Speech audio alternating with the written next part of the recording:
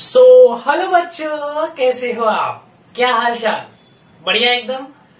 बेटा, आज हम एक बहुत ही इंपॉर्टेंट चैप्टर लेके आए हैं, मूविंग चार्जेस एंड मैग्नेटिज्म, जो कि एनसीईआरटी के लेवल से फोर्थ चैप्टर हम कवर करने जा रहे हैं, जो कि है मूविंग चार्जेस एंड मैग्नेटिज्म का।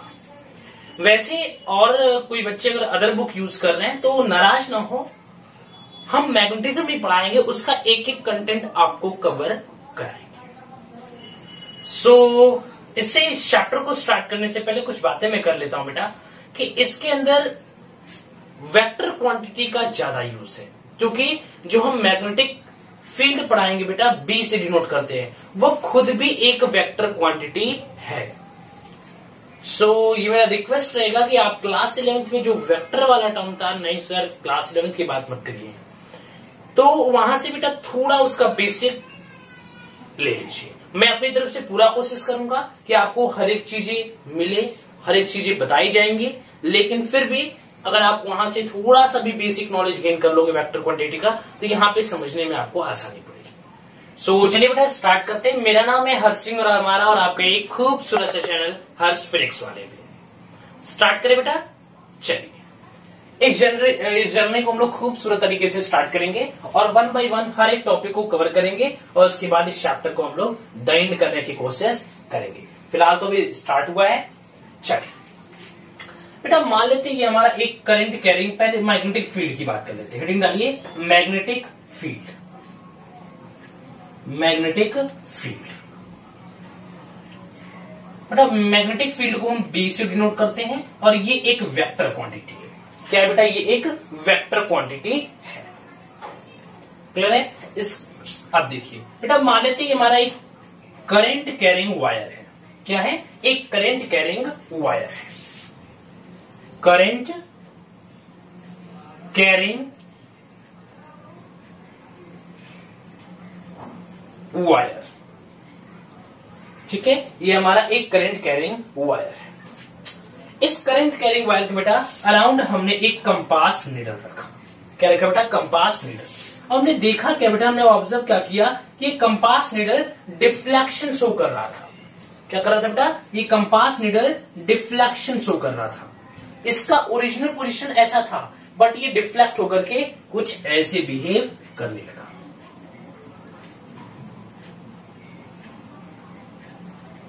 ठीक है बेटा, अब देखिए, वैसे हमने क्या किया बेटा, इसी करंट कैरिंग वायर को हमने इसके करंट की डायरेक्शन को चेंज कर दिया। ठीक, अब वही कंपास नीडल जब हमने रखा तो हमने क्या देखा बेटा, इस कंपास नीडल के डिफ्लेक्शन का भी डायरेक्शन चेंज हो गया। क्या हो गया बेटा? इसके डिफ्लेक्शन का भी डायरेक्शन चेंज हो गया। तो हमने देखा क्या बेटा कि current carrying wire behaves like a magnet. Behaves like a magnet। कि करंट कैरिंग वायर बेटा एक मैग्नेट की तरफ बिहेव करता है। And compass needle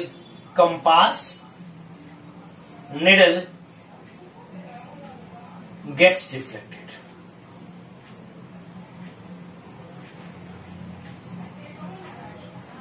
compass needle get deflected. ठीक है, वही चीज इसमें हुआ बेटा, when we change the direction of current then the direction of magnetic field also be changed. हमने जब करंट की डायरेक्शन को चेंज किया बेटा, तो कंपास नीडल का जो डिफ्लेक्शन का डायरेक्शन था वो भी चेंज हो गया। क्लियर है बच्चों? ठीक है बच्चों, चलिए।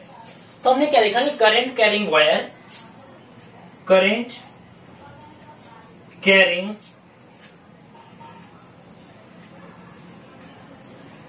wire produced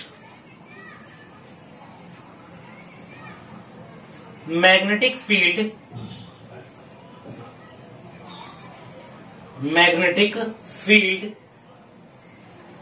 around itself।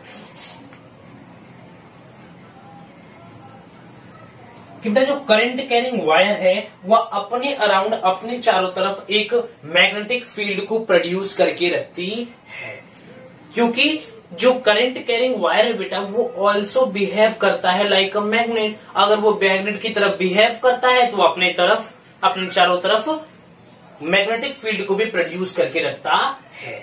इसी वजह से बेटा हम कहते, इसी वजह से मैं देख रही हूँ जो कंपास निडल है वो डिफ्लेक्शन शो करता है।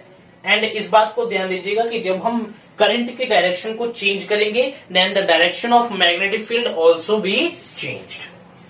जब आप करंट के डायरेक्शन को चेंज करोगे तो मैग्नेटिक फील्ड का भी जो डायरेक्शन है बेटा वो भी चेंज हो जाएगा। क्लियर है? इतनी बातें क्लियर है बेटा? चलो इरेज कर दो थोड़ा सा। चलो यस, इरेज कर दो। अब हमने क्या देखा बेटा? अब हम क्या देख रहे हैं? अब हमने देखा बेटा यहाँ पे कि वही करंट कैरिंग वायर है, ठीक है। इस करंट कैरिंग वायर के करंट कैरिंग वायर,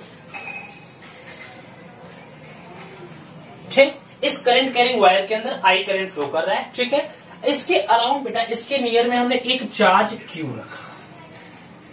हमने एक चार्ज क्यू रखा जो कि किस पे है? रेस्ट पे। हमने एक चार्ज बेटा क्यू रखा जो कि कहां है बेटा? रेस्ट पे है, ठीक है, जो कि रेस्ट पे यहां पे है। अब हमने क्या किया बेटा? वही करंट कैरिंग वायर रखा और इसके अराउंड एक चार्ज क्यू को हमने वे वेलोसिटी से मूव कराया। हमें देखने को क्या मिला बेटा कि इस रेस्ट चार्ज को कोई भी फर्क नहीं पड़ा इस करंट कैरिंग वायर की वजह से। इस करंट कैरिंग वायर की वजह से बेटा इस चार्ज क्यू को कोई फर्क नहीं पड़ा जब यह रेस्ट पर था। लेकिन वही चार्ज को मैंने जब v वेलोसिटी से मूव कराया तो इस करंट कैरिंग वायर की वजह से इसका डायरेक्शन इसकी तरफ थोड़ा सा बेंड हो गया। क्या हो गया बेटा? इसका डायरेक्शन चार्ज क्यू का इसकी तरफ थोड़ा बेंड हो गया। सो हमने यह देखा बेटा कि यह जो करंट कैरिंग वायर है वो चार्ज को भी, अगर चार्ज मूव कर रहा है तो अपनी तरफ उसको खींचता है due to with some force. अब वो फोर्स कौन सी बेटा आगे हम पढ़ेंगे। With some force. तो क्या देखा बेटा यहाँ पे कि अगर चार्ज रेस्ट पे है तो इस करंट कैरिंग वायर की वजह से इस चार्ज के ऊपर कोई असर नहीं पड़ा, कोई फर्क नहीं पड़ा। इसी चार्ज को मैंने जब v वेलोसिटी से मूव कराया तो इस करंट कैरिंग वायर की वजह से करंट कैरिंग वायर, इस करंट कैरिंग वायर की वजह से चार्ज क्यू का डायरेक्शन थोड़ा इसकी तरफ शिफ्ट हो गया। इसको जाना तो ऐसे चाहिए था बट ये थोड़ा ऐसे मुड़ गया, ठीक। इट मीन्स दैट कि अपने अराउंड क्या प्रोड्यूस किया था? मैग्नेटिक फील्ड प्रोड्यूस किया था बेटा, और ये चार्ज क्यू को अपनी तरफ अट्रैक्ट किया, अपनी तरफ उसकी डायरेक्शन को मोड़ दिया।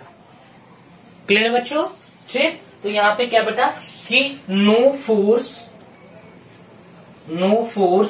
Act on it. किसके ऊपर? चार्ज के ऊपर कोई फोर्स एक्ट नहीं हुआ।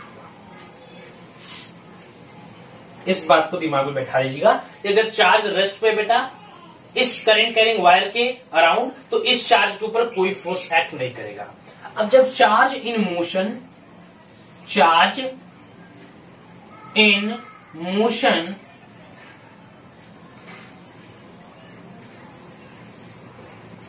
then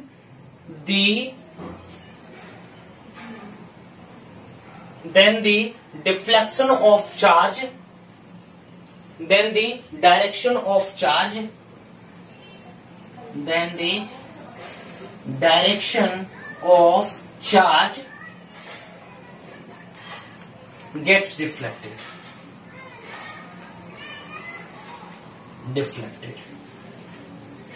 due to some force,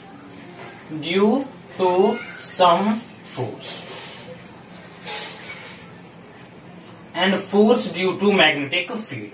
ये फोर्स उसके ऊपर कैसे क्यों लगा? Due to magnetic field. Force due to magnetic field,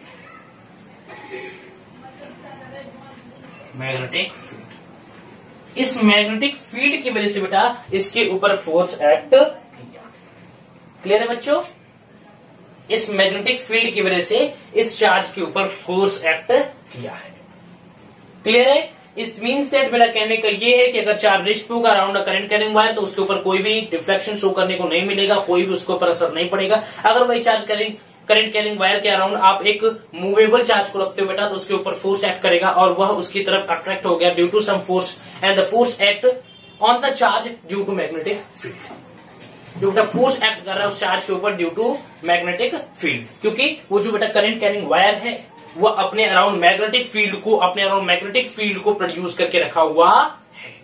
अगर वो अपने अराउंड मैग्नेटिक फील्ड को प्रोड्यूस करके बेटा रखा हुआ है, इसी वजह से अब कोई मूवेबल चार्ज उसकी तरफ गया तो वह अपनी तरफ उसको खींचेगा। क्लियर है बच्चों?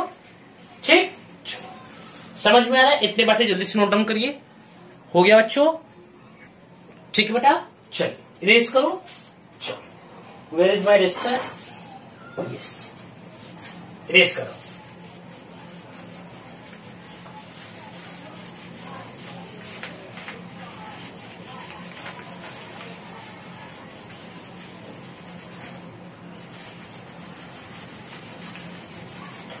चल स्टार्ट करो बेटा।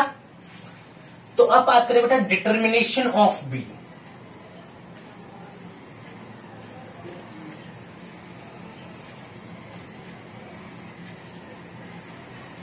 where B is the magnetic field.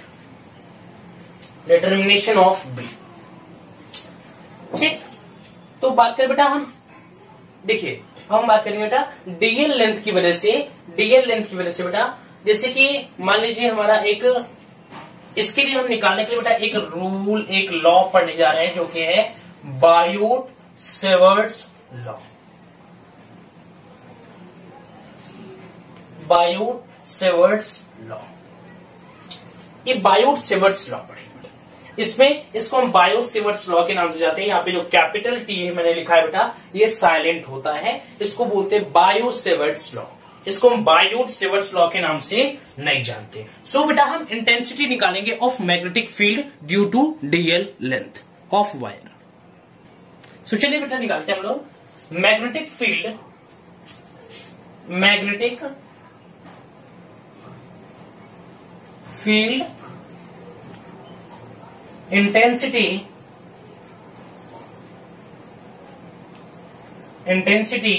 Due to DL length of wire. ठीक है, डीएल लेंथ ऑफ वायर की वजह से मैग्नेटिक फील्ड की वैल्यू क्या होगी। तो बेटा फिलहाल हम लोग इसको वेक्टर क्वांटिटी में लिखते हैं, is equal to mu not by 4 pi, ठीक है, I DL into R vector upon R cube. ठीक है, अगर ये हमारा क्या बेटा एक वेक्टर फॉर्म है, क्या बेटा वेक्टर फॉर्म।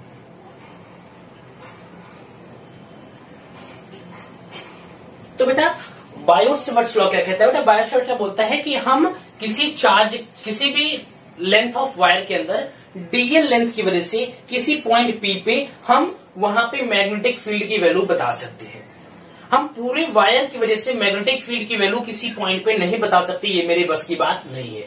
बट फिर भी बेटा ये बहुत बड़ी खोज थी कि किसी छोटे एलिमेंटल पार्ट की वजह से भी किसी पॉइंट पे मैग्नेटिक फील्ड की वैल्यू निकालना, ये भी एक बहुत ही बड़ा अचीवमेंट था। इसीलिए इनकी बातों को माना गया और सच में बात में आगे बेटा हम एम्पियर सर्किट लॉ पढ़ेंगे। ठीक है, अब इसी को इंटीग्रेट करके हम लोग पूरे वायर की वजह से निकालेंगे, फिर एम्पियर सर्कुलर लॉ पढ़ाएंगे और वो भी एक बार फेल कर जाएगा, आगे भी कुछ चीजें देखने को आपको मिलेगी। पर फिलहाल क्या बेटा, सबसे पहले इसका जन्म किसने किया, बायोट-सेवर्ट्स लॉ ने बोला कि हम किसी भी ये मान लीजिए वायर है बेटा, इस वायर की वजह से बेटा मान लीजिए हमारा डीएल लेंथ है, इस डीएल लेंथ की वजह से एट अ पॉइंट पी पे आर डिस्टेंस पे हम यहाँ पे मैग्नेटिक फील्ड की वैल्यू बता सकते हैं। आपको किसी ने पूछा क्या आप वायर की वजह से नहीं बता सकते, नहीं बोले बाबा, नहीं बाबा ना, मैं वायर की वजह से आपको मैग्नेटिक फील्ड की value eight a point P पे नहीं बता सकता। मैं डीएल लेंथ की वजह से एट अ पॉइंट पी पे हम आर डिस्टेंस जो बेटा एट अ पॉइंट पी है, आर डिस्टेंस पे, वहां पे मैं आपको मैग्नेटिक फील्ड की वैल्यू बता सकता हूं। वेक्टर फॉर्म में उसकी वैल्यू होती है बेटा mu not by 4 pi I in bracket DL vector into R upon R cube. अगर हम मैग्नीट्यूड, अगर बेटा हम उसको स्केलर फॉर्म में देखें, मैग्नीट्यूड की बात करें तो mu not by 4 pi ideal sine theta by R square, mu not by 4 pi ideal sine theta by R square. Clear है क्या होता है बेटा? तो यहां पे बेटा DB equal to mu not by 4 pi I DL sine theta upon R square.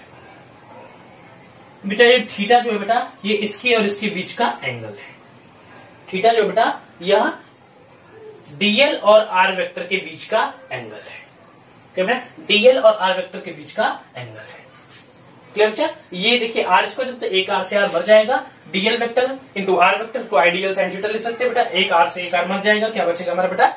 I DL sine theta upon R square. Clear है बच्चों? समझ में आ रहा है आपको? चलिए ठीक है बेटा। तो इस करंट कैरिंग वायर के अंदर इस डीएल लेंथ की वजह से इसमें आई करंट फ्लो करे बेटा, इस डीएल लेंथ की वजह से आर डिस्टेंस पे एट अ पॉइंट पी पे मैग्नेटिक फील्ड की वैल्यू होती है बेटा DB is equal to magnitude की बात कर रहा हूं, that is in scalar form. ये क्या बेटा हमारा स्केलर फॉर्म है। क्या बेटा? ये हमारा स्केलर फॉर्म है, mu not by 4 pi I DL sine theta by R square. ठीक, आप ऐसे भी लिख सकते हो इसको D B equal to mu not by 4 pi I DL sine theta. ठीक है, आप यहां पे आर को भी मेंशन कर लीजिए अपॉन आर क्यूब। यही था हमारा डीएल और आर वेक्टर के बीच में क्या एंगल बेटा? थीटा एंगल है, तो हमारे लिख सकते हैं एल साइन थीटा। ठीक है, क्या बेटा? DL sine theta. So DL sine theta I DL sine theta, R पहले से ऊपर मौजूद हुआ है तो हम क्या करेंगे बेटा? एक आर से एक आर मर जाएगा, ये 2 बचेगा, तो बचा बन जाएगा हमारा यहाँ पे mu not by 4 pi I DL sine theta by R square, mu not by 4 pi I DL sine theta by R square. Clear है बच्चों? समझ में आया? तो that is in scalar form.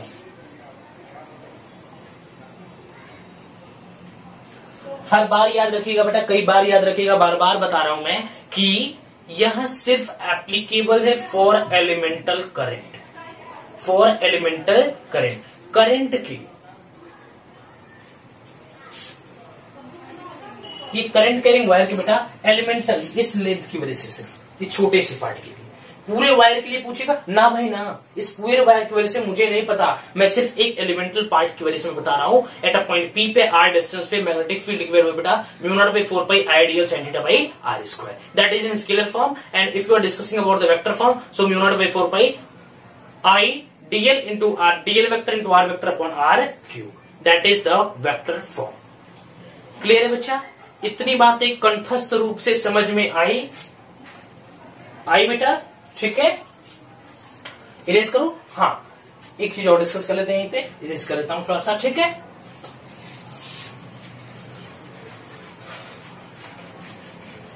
ये हमारा करंट कैरिंग वायर है, इसमें आई करंट फ्लो कर रहा है। इस डीएल एलिमेंटल करंट की वजह से हमने इस length R at a point P पे हमने ये हमारा एंगल थीटा बना रहा है। हमने मैग्नेटिक फील्ड की वैल्यू देखी बेटा DB equal to mu not by 4 pi I DL vector into R vector upon R cube. ये देखा हमने वेक्टर फॉर्म। क्लियर बेटा? अब स्केलर फॉर्म की बात करूं तो DB equal to mu not by 4 pi I, ठीक है, DL sine theta upon R square. Clear है बच्चों? सो देखिए हमने क्या देखा बेटा यहाँ पे कि जो हमारा डीएल वेक्टर है इन क्रॉस आर वेक्टर है, इसके बीच का बेटा यहाँ पे एंगल थीटा दिया हुआ है, तो हम इसको ले सकते हैं आर डीएल साइन थीटा। यही तो आर से आर यहाँ पे मर गया, तो हमारा बचा I DL sine theta by R square. Clear हो रही चीजें? ठीक है, अब बेटा यहाँ पे देखा गया कि जो डीबी है बेटा, DB is directly proportional to the current I. DB is directly proportional to the sine theta. वे साइन थीटा क्या बेटा, angle between the DL and R vector. ठीक है बेटा। अब देखा गया डीबी जो है बेटा वह इनवर्सली प्रोपोर्शनल 1/r²। एंड बेटा DB is directly proportional to the क्या बचा बेटा यहाँ पे, डीएल। ठीक है, सब चीजें क्लियर हो गई बस। तो ये हमारा फाइनल रिजल्ट में क्या है बेटा, dB is equal to μ0/4 I DL sin theta by r²। ये पूरे कंडीशंस आपको बुक में देखने को मिलेगी। बुक में पूरे कंडीशंस दिए रहते हैं। ठीक है, बुक में आपको ये पूरा कंडीशन गिवन होता है कि यहाँ पर dB बेटा इसके प्रोपोर्शनल है, इसके प्रोपोर्शनल, इसके इनवर्सली प्रोपोर्शनल, इसके प्रोपोर्शनल है, वट एवर द थिंग। उसके बाद ये फॉर्मुला ड्राइव करके देता है dB is equal to μ0/4 I DL sin theta by r²। That is the Biot Savart's law. इसका यूज कर देते हैं किसी भी पॉइंट पे एलिमेंटल लेंथ की एलिमेंटल करंट की वजह से किसी पॉइंट पे r डिस्टेंस पे अगर बेटा तो वहां पे मैग्नेटिक फील्ड की वैल्यू कैलकुलेट करने के लिए यूज करते हैं। ठीक है बच्चों, इरेज कर दो था। हाँ, एक चीज और याद रखिएगा, μ0/4 की जो वैल्यू होती है बेटा वो होती है 10⁻⁻7। ठीक है, 10⁻⁻7 होती है। और अगर आप इसके यूनिट की बात करते हो बेटा तो यहां इसका यूनिट भी हम इसको देखने को मिल जाता है। तो क्या बेटा, μ0/4 10⁻⁻7। ठीक है, क्लियर है। अब μ0/4 इसका यूनिट होता है न्यूटन। ये इसका यूनिट देखने को मिल जाता है हमें। क्लियर है बच्चों, समझ में आ रहा है आपको। चलिए, आपने इलेक्ट्रिक फील्ड वाले चैप्टर में पढ़ा होगा 1/4πε0, that is the constant value. यहां पे हमने इस मैग्नेटिक के चैप्टर में बेटा ये कांस्टेंट वैल्यू आपको ज्यादा जगह देखने को मिलेगी μ0/4। जैसे वहां पे 1/4πε0 पढ़ते हैं तो वहां पे पढ़ोगे आप μ0/4। That's all. क्लियर है बच्चों, समझ में आ रहा है आपको। तो ये हमारा रहा magnetic effect of electric current. Very sorry, ये तो क्लास 10th में आप चैप्टर पढ़े होगे। थोड़ा बहुत नॉर्मल कॉन्सेप्ट आपको पता भी था, बट ये बायोट-सेवर्ट्स लॉ आपके लिए एकदम नया था। हम जो पढ़ रहे हैं मूविंग चार्जेस एंड मैग्नेटिज्म का, इसका थोड़ा सा ये इंट्रोडक्शन पार्ट हमारा कवर हो रहा है। तो चीजें जल्दी से नोट डाउन करते रहिए, नोट्स प्रॉपर वे में बनाते रहिए। वीडियो जो मैं क्वेश्चन दूंगा वीडियो को पॉज करिए, क्वेश्चन को ट्राई करिए, तभी आपका कॉन्सेप्ट बिल्डअप होगा। ठीक है बेटो, चलिए तो नेक्स्ट टॉपिक हम पढ़ने जा रहे हैं। स्टार्ट करो।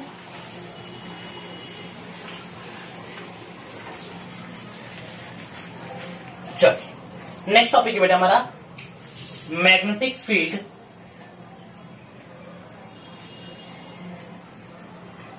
इरेज कर देता हूं इसको भी, ठीक है, ताकि हमारा स्पेस बचेगा। Magnetic field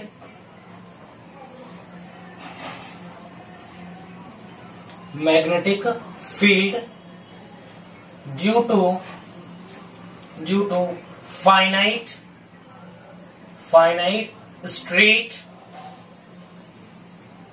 straight current carrying wire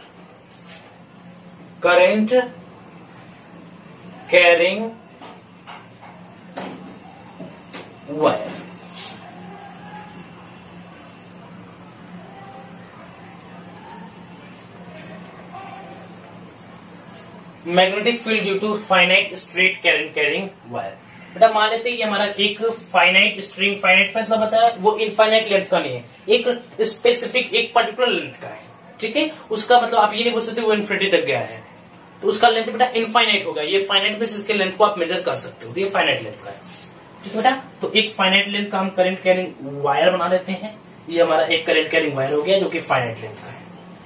ठीक है बेटा, तो यहाँ पे हम बेटा यहाँ पे किसी भी पॉइंट को रैंडमली उठा लेते हैं। रैंडमली हम किसी पॉइंट को ले लेते हैं। अगर हम इसको बीच से लेते हैं तो ये स्पेसिफिक कंडीशन बन जाएगा, नीचे ऊपर लेते हैं इसलिए हम क्या करते हैं बेटा, इसको एक रैंडमली कोई पॉइंट उठा करके हम इससे एट अ डिस्टेंस आर पे हम लोग क्या करते हैं बेटा, मान लेते हैं ये हमारा एक पॉइंट।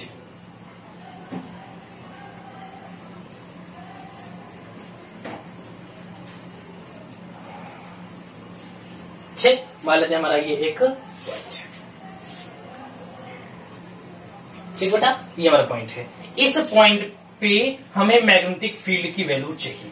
मान लेते बेटा ये हमारा पॉइंट पी है और ये बेटा पॉइंट पी यहां से ए डिस्टेंस पे है। कितने डिस्टेंस बेटा, ए डिस्टेंस पे है। तो बोल रहा है इस ए डिस्टेंस पे जो पॉइंट पी है बेटा, यहाँ पे मैग्नेटिक फील्ड की वैल्यू क्या होगी।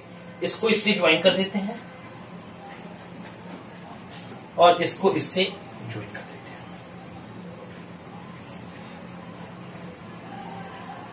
क्लियर बच्चों? ठीक, तो बेटा करते हैं कि हम लोग यहाँ पे एक डीएल एलिमेंटल करंट काट लेते हैं और इसको इससे हम ज्वाइन कर लेते हैं।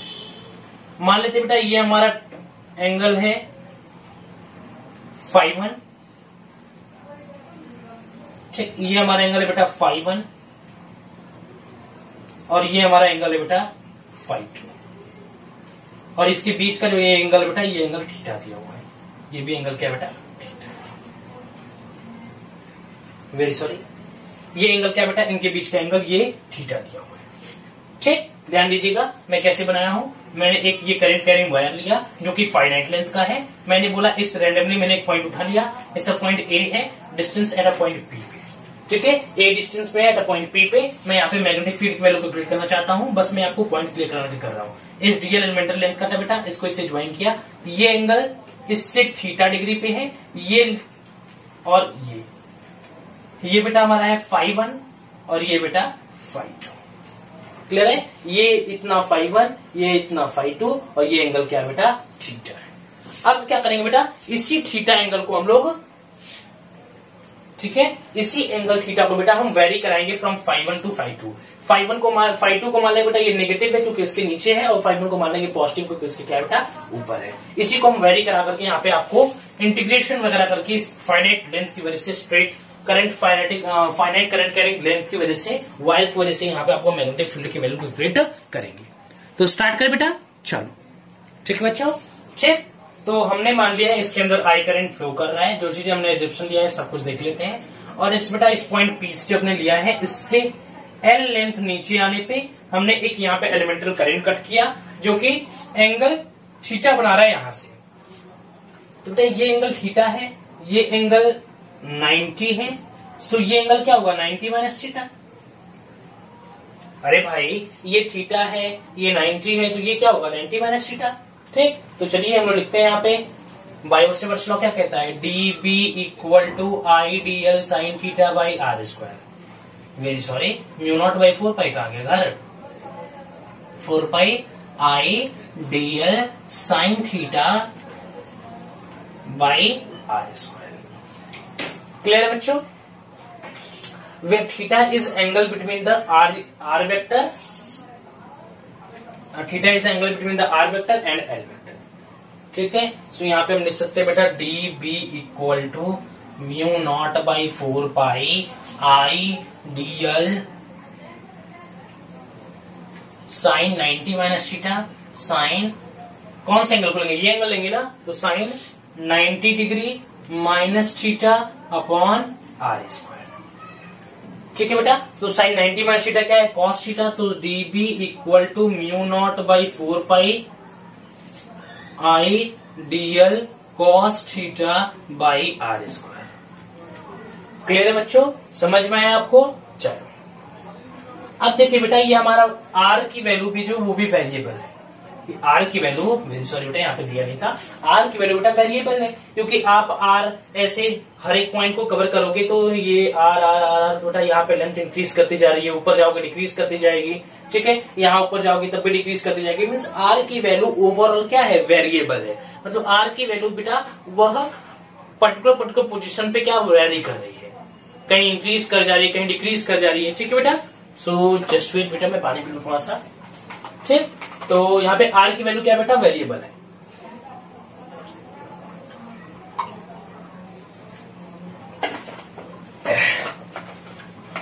आर की वैल्यू क्या बेटा? वेरिएबल है। और यहाँ पे जो हम डीएल देख रहे हैं बेटा,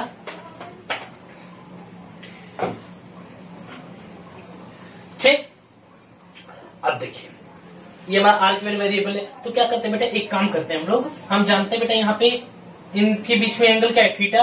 सो यहाँ पे हम कॉस थीटा इक्वल टू क्या लिख सकते हैं? Cos theta equal to base upon hypotenuse. ठीक, cos theta equal to A by R. So R is equal to आप क्या लिख सकते हो? ए बाई कॉस थीटा लिख सकते हो।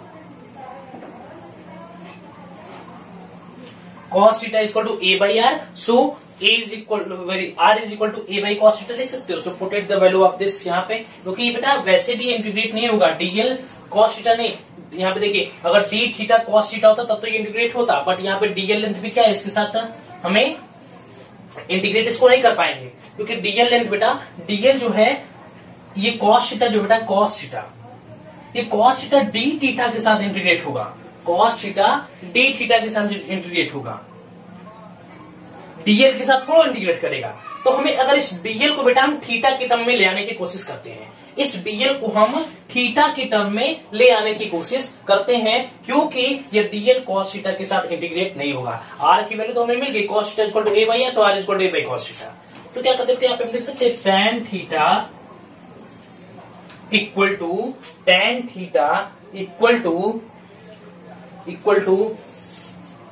एल बाई, ठीक है, tan theta equal to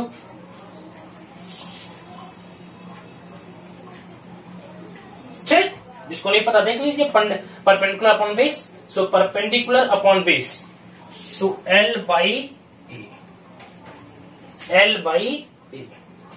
clear बच्चों, tan थीटा, ठीक है बच्चों। तो tan theta is equal to L by A, so हम यहाँ पे एल इज इक्वल टू क्या लिख सकते हैं, L is equal to A tan theta. अब इस एल को बेटा हम डीएल बाई डी थीटा के टर्म में इंटीग्रेट कर देते हैं, डिफरेंशिएट कर देते हैं, ठीक है। डिफरेंशिएट करेंगे तो बेटा डीएल बाई डी थीटा, यहाँ पे आप लिख लीजिए एल इज इक्वल टू हमारा आया था ए tan थीटा। अब इसको डिफरेंशिएट करना है with the terms to the L DL upon D theta से, ठीक है, डीएल अपॉन डी थीटा के टर्म में हम इसको डिफरेंशिएट कर रहे हैं। So DL upon D theta equal to A tan theta, so हमारा हो जाएगा बेटा ए का ए ही रहेगा, ठीक, ए tan थीटा का बेटा क्या होगा, सेक स्क्वायर थीटा। सो यहाँ पे डीएल की वैल्यू क्या आएगी बेटा, डीएल की वैल्यू यहां से मिल जाएगी हमें A sec square theta D theta, A sec square theta D theta, ये हमारी आ गई डीएल की वैल्यू।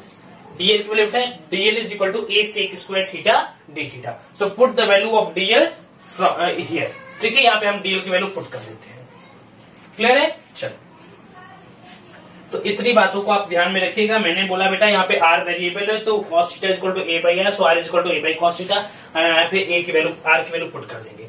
अब हमें क्या दिखा बेटा कि हम डीएल और कॉस थीटा को एक साथ इंटीग्रेट कर नहीं सकते हैं, क्योंकि ये दोनों टर्म अलग अलग है। हमें अगर डी थीटा कॉस थीटा होता तो इनसे इंटीग्रेट कर देते, साइन थीटा रहता, बट यहाँ पे तो डी थीटा है नहीं, यहाँ पे डीएल है, तो डीएल को कॉस थीटा से इंटीग्रेट नहीं कर सकते। तो हमने बोला बेटा tan theta equal to L by L होता है, so L is equal to A tan theta हो गया, डीएल बाई डी थीटा के टर्म पे इसको डिफरेंशिएट कर दिया, so A sec square theta, so DL is equal to A sec square D theta, ठीक है। सो यहाँ पे पुट कर दीजिए DB equal to mu not by 4 pi I DL की जगह A sec square theta D theta cos theta upon R square की जगह बेटा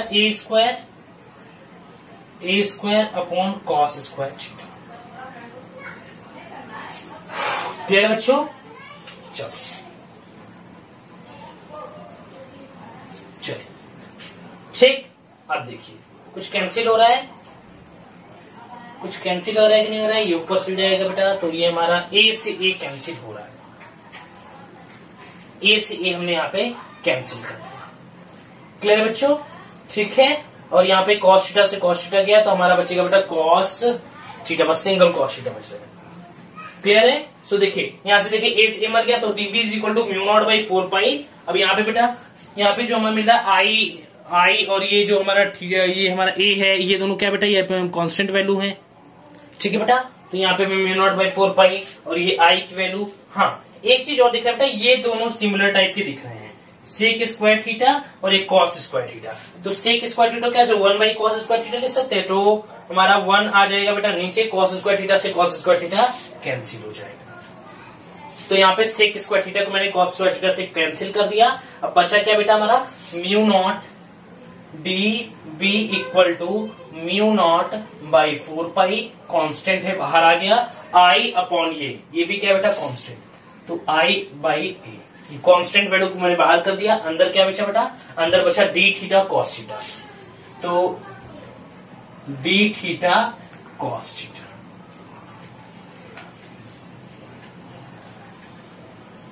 मैंने बोला क्या बेटा, हमें इस पूरे लेंथ का चाहिए, तो इस लेंथ को क्या बेटा, ये जो φ2 है और ये φ1 है, φ2 को बेटा हम 1/1 यहाँ पे देखिए, इसके नीचे जितने भी वैल्यू, इसको हम, इस एंगल को हम नेगेटिव एंगल बोल देते हैं, इस लाइन के ऊपर जितने भी एंगल बेटा इसको पॉजिटिव एंगल। तो अगर इसको हम पूरा, अगर इसे पूरा बेटा हम इस थीटा को, अगर इस φ1 ये φ2 और φ1 के टर्म में अगर इसको डिफ्रेंशिएट कर दे, इंटीग्रेट कर दे, देखिए अगर ये φ2 से φ1 अगर इसको पूरा हम इंटीग्रेट करते हैं तो पूरा ये लेंथ ऑफ वायर यहाँ पे कवर हो जाएगा, ये पूरा ऐसे आएंगे तो -30 डिग्री -60 डिग्री पूरा ये हमें कवर हो जाएगा ये φ2 से, और ये ऊपर जाएगा 30 डिग्री 60 डिग्री ये पूरा क्या बेटा कवर हो जाएगा ये हमारा φ1 से। तो हम इसको इंटीग्रेट कहां से करना है बेटा, इसको इंटीग्रेट कहां से कहां कर रहे हैं, इसको इंटीग्रेट कहां से कहां कर रहे हैं बेटा, इससे यहाँ पे इंटीग्रेट किया जा रहा है। वेरी सॉरी बेटा, हमने इंटीग्रेशन लगाना ही भूल गया, बहुत वेरी वेरी वेरी सॉरी बेटा।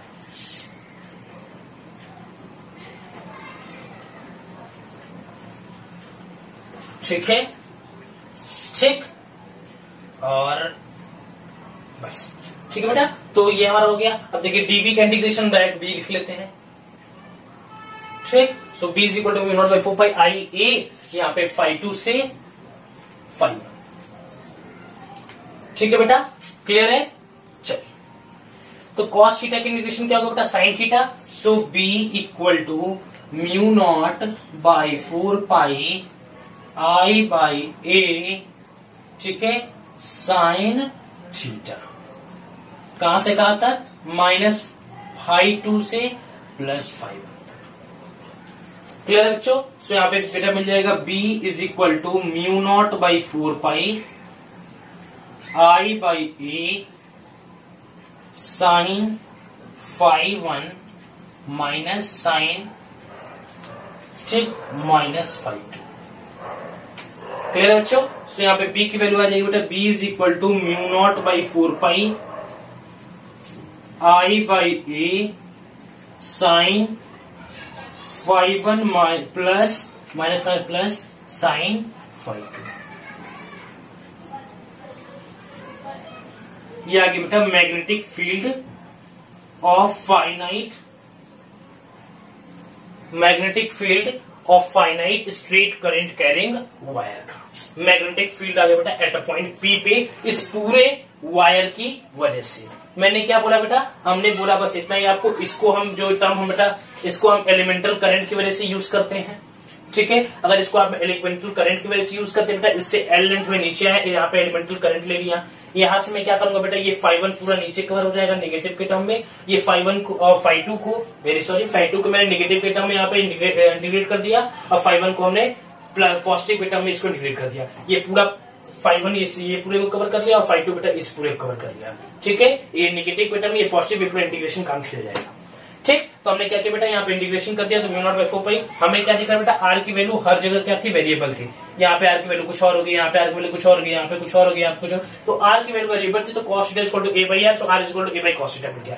अब हमने डीएल को देखा बेटा, डीएल तो कॉस थीटा के साथ इंटीग्रेट ही नहीं होगा, तो हम क्या करें, डीएल की वैल्यू निकालने के लिए हमने tan theta equal to L by A किया, एल इक्वल टू मिल गया A tan theta, DL by theta differentiate कर दिया, ए सेक स्क्वायर थीटा मिल गया, DL equal to A sec square theta D theta, हमने पुट कर दिया डीएल की value A sec square theta D theta, ठीक है। क्लियर है बच्चों, यहाँ पे सेक स्क्वायर थीटा से कॉस स्क्वायर थीटा के 1 बाई कॉस स्क्वायर थीटा होता है, तो कॉस स्क्वायर थीटा से कॉस स्क्वायर थीटा गायब हो गया, ए से ए गायब हो गया, तो हमने देखा mu not by 4 by I A क्या बेटा, यहाँ पे एक कॉमन है, ठीक है, कॉमन वैल्यू इसको मैंने यहाँ पे बाहर निकाल दिया, कांस्टेंट वैल्यू, ठीक। तो इसको मैंने बाहर निकाल दिया बेटा, कॉस थीटा इंटीग्रेशन क्या होता है, साइन थीटा, सो -φ2 से +φ1, और इसको इंटीग्रेट कर दिया बेटा, मिल गया हमें mu not by 4 pi I A sine φ1 minus sine φ2, so minus one plus हो गया बेटा, हमें मिला क्या बेटा, मिल गया हमें यहाँ पे b is equal to mu not by 4 pi I sine φ1 plus sine φ2। Clear है बच्चों, समझ में आ रहा है, जल्दी से आप नोट डाउन कर लीजिए इसे, जल्दी से नोट डाउन करिए। हो गया बच्चों, वीडियो को पॉज कर लीजिए और फटाक से नोट डाउन कर जाइए। डन, डन बच्चों, ठीक है बेटा। तो यहाँ पे कुछ पॉइंट भी लिख लीजिए, आप इसके लिए कंडीशन लिख लीजिए, यहाँ पे कुछ पॉइंट में लिखवा देता हूं आपको, 2 पॉइंट कम से कम, कि A is a perpendicular distance, A is a perpendicular distance, ये हमारा एक परपेंडिकुलर डिस्टेंस था, और बेटा ये जो φ1 और φ2 की वैल्यू है, φ1 and φ2 measured in opposite direction.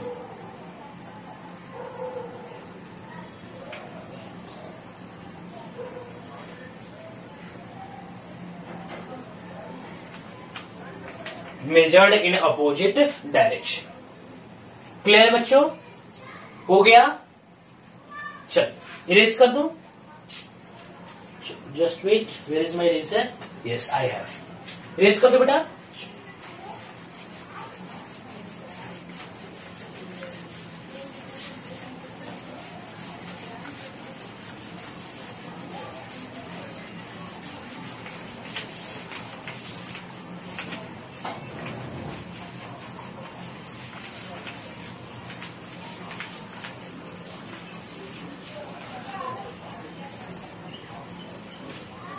चलिए बेटा,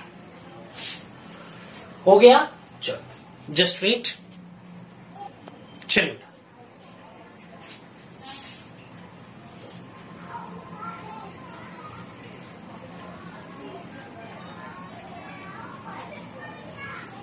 ये दिया बेटा 10 मीटर, ये एंगल दिया बेटा, ठीक है। ये एंगल दिया हुआ हमारा 45 डिग्री, ये दिया बेटा 30 डिग्री, ठीक है। क्लियर बच्चों? ये 10 मीटर और इसके अंदर जो करंट फ्लो कर रहा है बेटा, आई की वैल्यू दिया है 2 एम्पियर। बोला फाइंड मैग्नेटिक फील्ड। सब जानते हैं बेटा B इज इक्वल टू, ठीक है, μ0 by 4 pi I by A sine φ1 plus sine φ2। यही वैल्यू आपने पढ़ा है। तो B is equal to μ0 by 4 pi I by A sine 45 degree plus sine 30 degree. Now we get बेटा B is equal to μ0 by 4 pi की value मैंने बताया है, आपको याद होना चाहिए 10 to the power -7 into 2 ampere upon 10 metre. Sine 45 की वैल्यू 1/√2 प्लस साइन 30 की वैल्यू 1/2। अब इसके आगे ये बेटा जो आएगा वैल्यू आपको टेस्ला में आएगा, that is the unit of magnetic field. आप इसको कैलकुलेट कर लीजिएगा, मैं आपको कैलकुलेशन कराने नहीं बल्कि आपको कॉन्सेप्ट बिल्डअप कराने यहाँ पे आया है। तो आप इसको सॉल्व कर लीजिएगा, ठीक है बेटा। इरेज करो, इरेज कर दो जल्दी से, पहले इसको नोट डाउन एक बार कर लीजिए। बहुत आसान क्वेश्चन है, 45 डिग्री 30 डिग्री दिया हुआ, दोनों को वैल्यू में फॉर्मूला में पुट कर दो, then you get the answer. चलो इरेज कर दो आप। चलो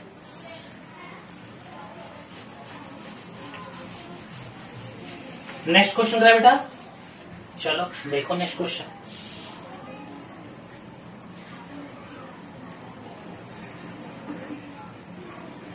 ये हमारा बेटा एक स्क्वायर है, ठीक है। क्या है? एक हमारा स्क्वायर है। इस स्क्वायर में बेटा आई करंट फ्लो कर रहा है,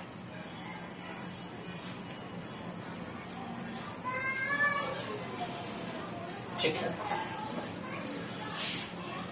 बेटा। यहां पे एक इसके सेंटर पे पॉइंट P है और इस पॉइंट P का बेटा इससे डिस्टेंस जो बेटा a/2 है। क्या है बेटा? a/2।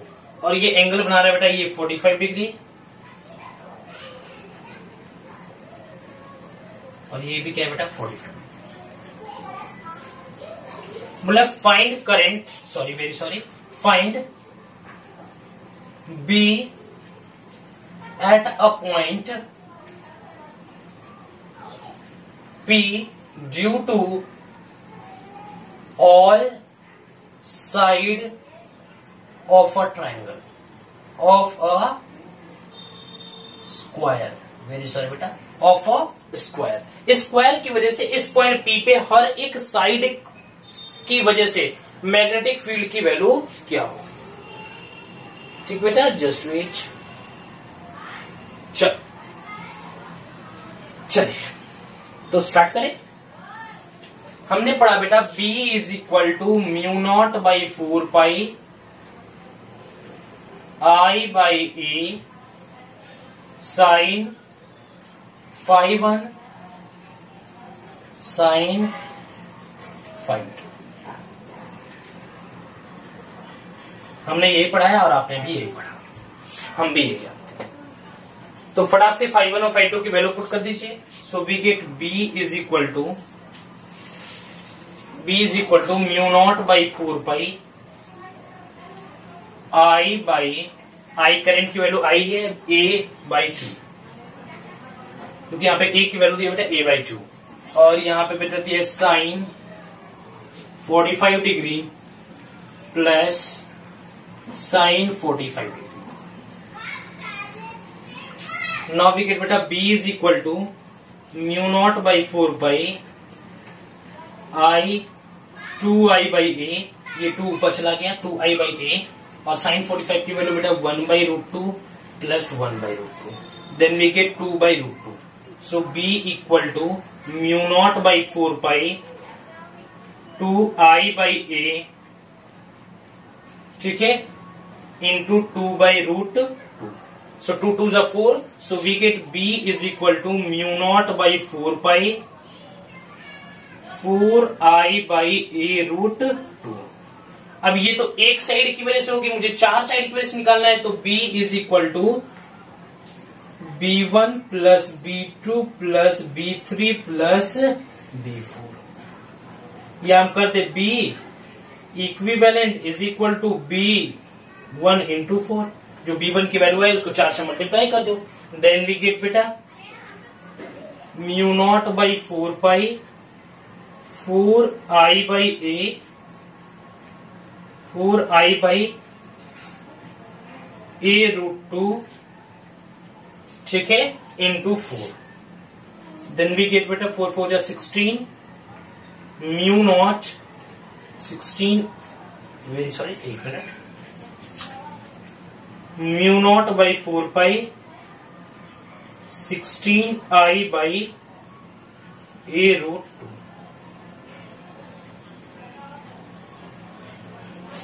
क्लियर है बच्चों? So mu not by 4 pi 16 I upon a root 2, that is our magnetic field at a point P due to 4 side of a square. चारों साइड ऑफ ए स्क्वायर की वजह से, यहाँ पे ऑल साइड ऑफ स्क्वायर की वजह से यहाँ पे मैग्नेटिक फील्ड की वैल्यू ये निकल के हमारी आई हुई है। क्लियर है बच्चों? तो जल्दी से आप इसको नोट डाउन कर लीजिए, मैं साइड हो जा रहा हूं, ठीक है, जस्ट वेट। चलो हो गया बच्चों, डन डन, इरेज करो। क्लियर है बच्चों? इरेज कर दो, चलो इरेज कर दो, जल्दी से नोट डाउन कर लीजिए, बहुत इजी था। चलो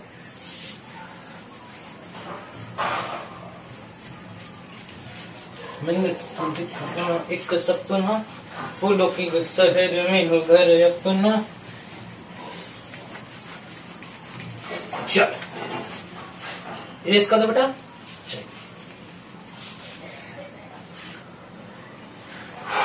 नेक्स्ट क्वेश्चन, मान लेते बेटा ये हमारा वायर है और इससे कुछ डिस्टेंस पे एट अ पॉइंट P पे, ठीक है, एट अ पॉइंट P पे मैग्नेटिक फील्ड की वैल्यू क्या होगी, मैग्नेटिक फील्ड की वैल्यू क्या होगी, ठीक है बेटा। और इसका ये डिस्टेंस है A और इस वायर का लेंथ है बेटा L। चलो निकालो।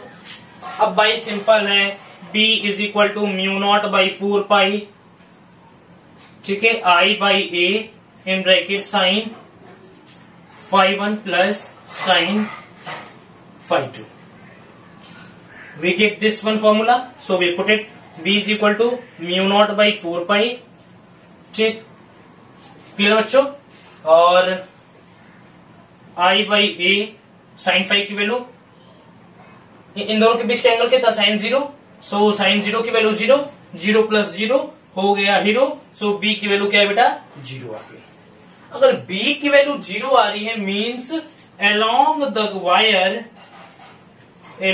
the wire B equal to 0, अगर आप वायर के अलोंग मैग्नेटिक फील्ड की वैल्यू देखोगे बेटा, तो along the wire magnetic field की वैल्यू 0 होती है। Along the wire magnetic field की वैल्यू 0 होती है।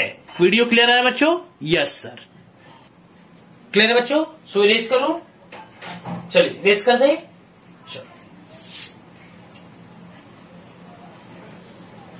ठीक है, मान लीजिएगा कि आप करंट के अंदर आई करंट फ्लो कर रहा है इस वायर के अंदर। ठीक है, ये चीजें आपको मानना है, क्योंकि मैंने बार बार बोला है कि इसमें मैग्नेटिक वाले चैप्टर में जब भी वायर बना दिया, मैं बाय द वे गलती से मिस्टेक कर देता हूं, तो आप इस बात को ध्यान रखिए कि करंट वायर के अंदर always and always current flow कर रहा है। ठीक है, तो इसके अंदर भी आई करंट फ्लो कर रहा था। चलिए अब हम बेटा एक इनफाइनाइट वायर बना लेते हैं, इनफाइनाइट लेंथ का वायर। ये हम मान लेते हैं वायर है और ये इनफाइनाइट लेंथ का है। इस वायर से ए डिस्टेंस पे एट अ पॉइंट पी पे मैग्नेटिक फील्ड की वैल्यू पूछ रहा है। सो बेटा ये तो इनफाइनाइट वायर है, अब क्या करें, अब क्या करें, अब क्या करें, अब क्या करें? अब तो यही तो हम नहीं सोच रहे थे। इससे पहले मैंने फर्स्ट टॉपिक में ही आपको पढ़ाया फाइनाइट वायर की वजह से, उसी की वजह से तो फॉर्मूला आया था B is equal to mu not by 4 pi I upon A sine phi 1 plus sine phi 2। देखिए ये तो इनफाइनाइट लेंथ का वायर है, अब क्या करें, अब क्या करें, फिर करें। चलो देखते बेटा, ये इन्फिनिटी पे जाके एंड होगा, तो कहीं ना कहीं बेटा मैग्नेटिक फील्ड की वैल्यू यहाँ पे इन्फिनिटी पे जाकर के इससे मीट करेगी। तो ये बेटा कुछ ऐसे होगा। तो ये बेटा जो हमारा एंगल है बेटा, ये 90 डिग्री होगा। ठीक है, और ये भी बेटा ऐसे, तो ये भी जो एंगल है बेटा ये 90 डिग्री होगा। काम खत्म। ये कहीं ना कहीं बेटा 90 डिग्री का एंगल यहां से बनाएगा, तो वैल्यू पुट कर दो, बड़ा फटाक से आप आंसर मिल जाएगा। और मैं आंसर इसका डायरेक्ट भी लिख देता हूं, b is equal to mu not by 4 pi 2 I by A. कैसे दिखा देता हूं, b is equal to mu not by 4 pi, ठीक है, I by A in bracket sine phi 1 plus sine phi 2। Then we get b is equal to mu naught by 4 pi I by a in bracket 1 plus 1. Then we get, क्योंकि sin 90 की value 1, sin 90 की value 1, b is equal to mu naught by 4 pi 2 I by a.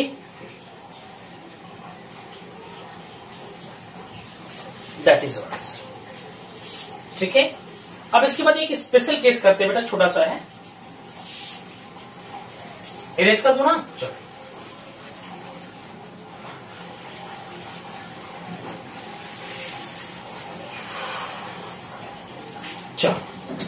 अगर बेटा हमारा semi infinite wire हो, semi infinite wire, क्या बेटा, semi infinite wire means ये वायर इनफाइनाइट तो है, बट एक तरफ से, दूसरी तरफ से इसका लेंथ है। ठीक है बेटा, अब यहां से एट अ पॉइंट पी पे हमारा एट अ पॉइंट पी पे मैग्नेटिक फील्ड की वैल्यू क्या होगी? तो यहां से डेफिनेटली ये 90 डिग्री बनाएगा। क्लियर है बच्चों? ये क्या बनेगा बेटा, 90 डिग्री बनाएगा। समझ में आ रहा है आपको? ठीक, और यहां से ये बेटा क्या है, ये इसके अलोंग भी है। अलोंग में हम जानते हैं बी की वैल्यू क्या होती है, 0 होती है, या एंगल ही 0 है। तो देख लीजिए यहाँ पे B is equal to mu not by 4 pi, इसके अंदर करंट आई फ्लो कर रहा है, इस बात को बार बार ध्यान दीजिए। 4 pi I upon A in bracket sine phi 1। इतना बार फॉर्मूला में लिख रहा हूं, आपको रट जाना चाहिए एकदम। So B is equal to mu not by 4 pi, board में पूछ देता है, I upon A sine phi की वैल्यू, फाई 1 की वैल्यू एक तो दिया है साइन 90 प्लस 0। तो इस फाई 2 की वैल्यू क्या है, इस दोनों के बीच का एंगल 0 है, तो साइन 0 की वैल्यू 0 होगी। So B is equal to mu not by 4 pi I by sine 90 की वैल्यू क्या होती है 1। So B by mu not by 4 pi I upon A, that is the value of magnetic field due to semi infinite length of wire. Semi infinite length of wire, एक तरफ से infinite length तक गया है, दूसरी तक का length बेटा फिक्स है। क्लियर है बच्चों? तो जल्दी से आप इसको नोट डाउन कर लीजिए, 1 2 3 1 2 3 डन बेटा। यस, क्लियर बच्चों, समझ में आया? तो बस बेटा आज के लेक्चर में इतना ही। बने रहिएगा हर्ष फिजिक्स वाले चैनल के साथ, प्रत्येक कंटेंट दूंगा हमारा जो करंट एंड इलेक्ट्रिसिटी का चैप्टर बेटा उसमें सिर्फ 2 लेक्चर या 3 लेक्चर और बचे हुए हैं। उसके बाद हम इस चैप्टर को कंटिन्यू और आगे रखेंगे। इसके साथ वो भी चैप्टर को मैं कंप्लीट कर दूंगा 1-2 दिन में। तो पढ़ाई करते रहे। All the very best.